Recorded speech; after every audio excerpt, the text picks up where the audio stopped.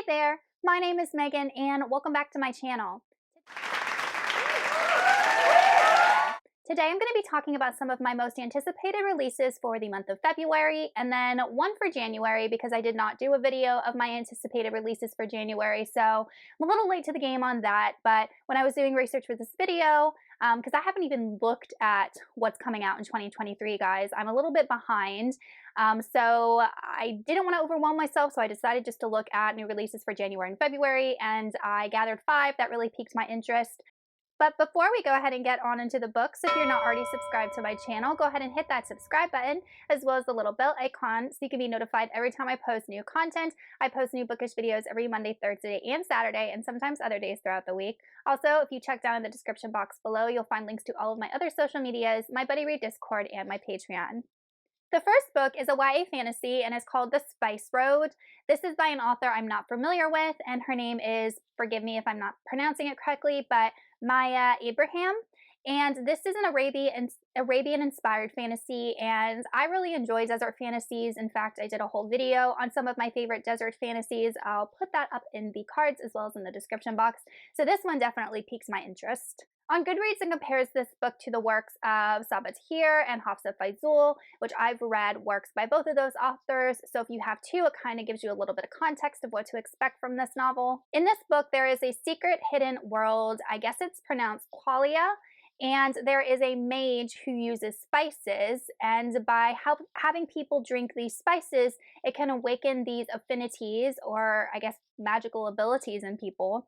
We follow a girl named Amani, and she has an affinity for the metal iron. I'm not really sure how that relates to spice or tea, but I guess we'll find out. And she has a reputation for being a good fighter. She is really good with a dagger, and she has been asked to join or as part of this defense that fights against jinn. Unfortunately, Amani's reputation has been overshadowed by her brother, who was caught stealing this land's most coveted spice, which is a telltale for like magical obsession. So he was banished and now is believed to be dead, never seen again, as he went past these lands known as the Forbidden Wastes.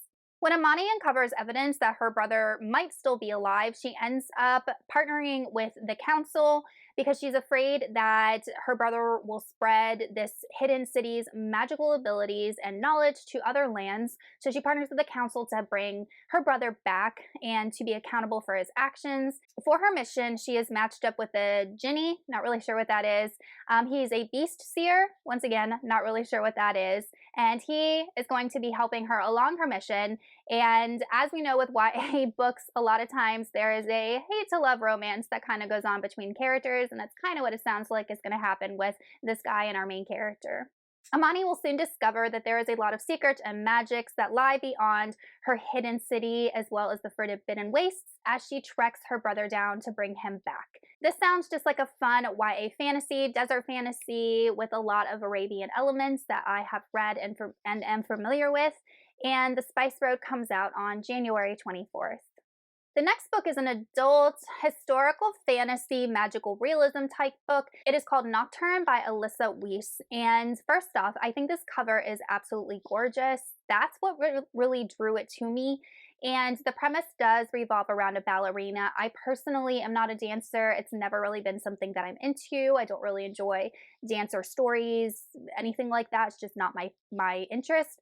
But this really did pique my interest, surprisingly. So for starters, this setting of this book is 1930s Chicago, and I can't think of any fantasy I've ever read that was set in the 1930s, and I feel like it wasn't a good time in America's history. We had the Great Depression going on, the end of World War I, and there really wasn't a lot, I guess, that was exciting about that time period. So I feel like there's not a lot of literature, or at least fantasy, that's set in the 1930s. So that piqued my interest. So we follow a main character named Grace, and she is the daughter of immigrants, and she grew up very poor in a poor part of Chicago, and she always wanted to be a ballerina, and she pursued it and has a lot of talent for it. As we continue to follow Grace's story, we do enter into the Great Depression, and now Grace is the prima ballerina of this dance company, but being in the spotlight is not everything that she envisioned. Her talents end up attracting the attention of a patron, a Master La Rosa, who really is interested in Grace in more than one way. Grace has to uncover exactly what this personal patron wants from her, and she begins to uncover secrets about this Master La Rosa. and how his life will be irrevocably entwined with her own. For me, this story sounds like a retelling of Phantom of the Opera, except with ballet. And I was reading some of the reviews of this book, and it did say that it was fairly gloomy and fairly dark and fairly somber. So I'm just so piqued and interested because you have this gorgeous cover, you have this whole setting of ballet and dance and beauty and art. And I'm just interested to see how the darkness is brought into the story by the author and exactly what the goal of this mysterious patron is, if there's going to be a romance between the two, or if his, I guess, goals for Grace aren't exactly noble. We shall see. It just sounds like there's a lot of mystery in this story. Nocturn is released on February 21st. Next, we have another historical fantasy, and that is The Magician's Daughter by H.G. Perry. And this book actually takes place in the early 1900s, like 1912, I think is where we start off on our story. So once again, a time period that I don't feel like I've ever read in fantasy. I don't read a lot of historical fiction, so I'm sure there's a lot of books that take place in that time period, but just incorporating fantastical elements into that time period just sounds really interesting and unique.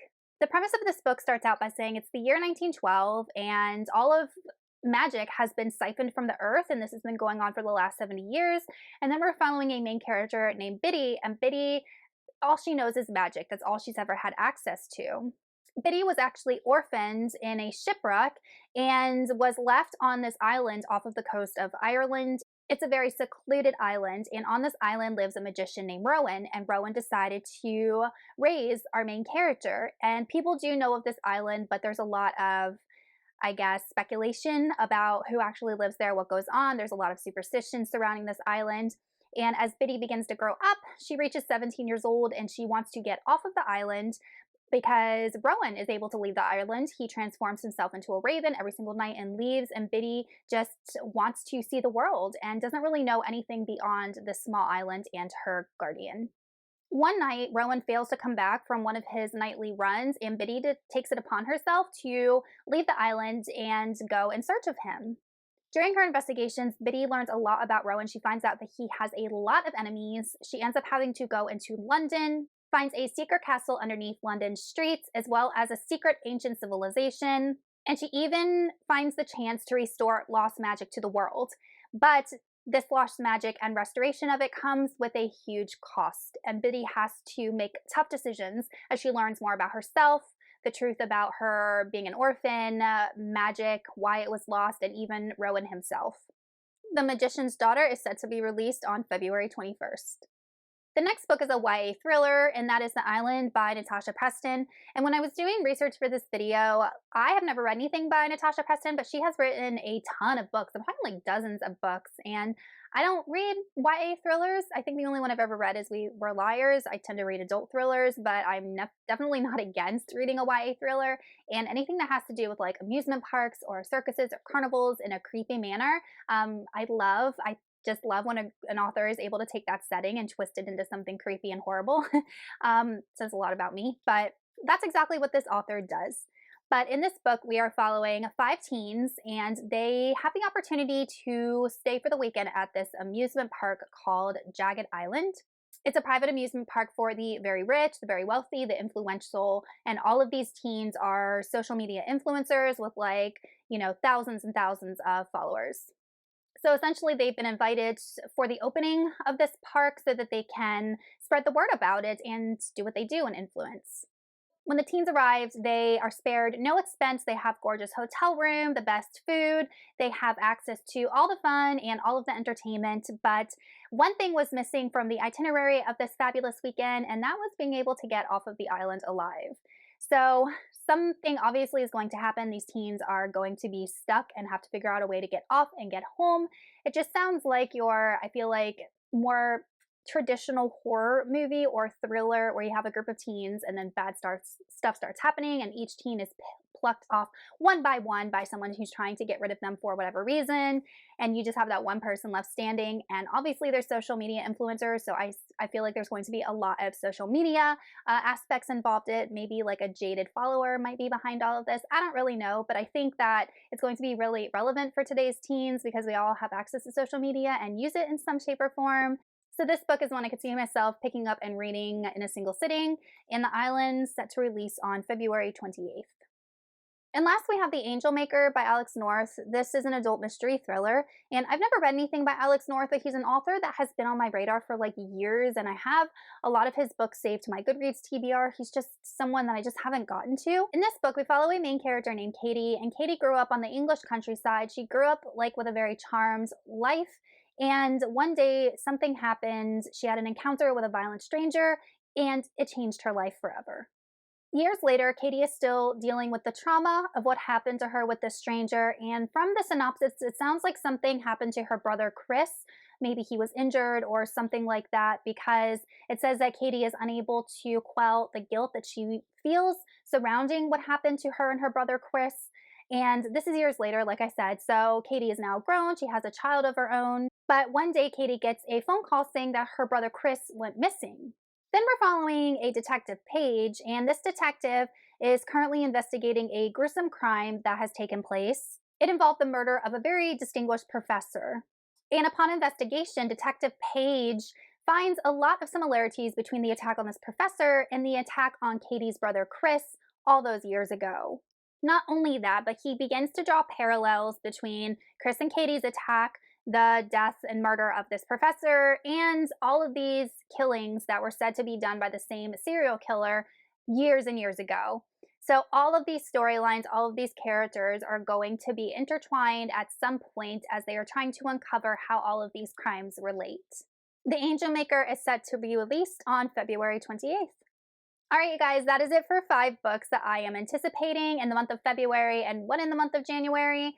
I really like that there was a bunch of different genres that I'm excited are coming out. We got some YA fantasy, adult fantasy, historical fantasy, adult thriller, YA thriller, just lots of good stuff coming out. But let me know in the comments if you have read any of these books and what you thought of them, or what books you're excited for February 2023 or 2023 in general. And I will see y'all in another video soon.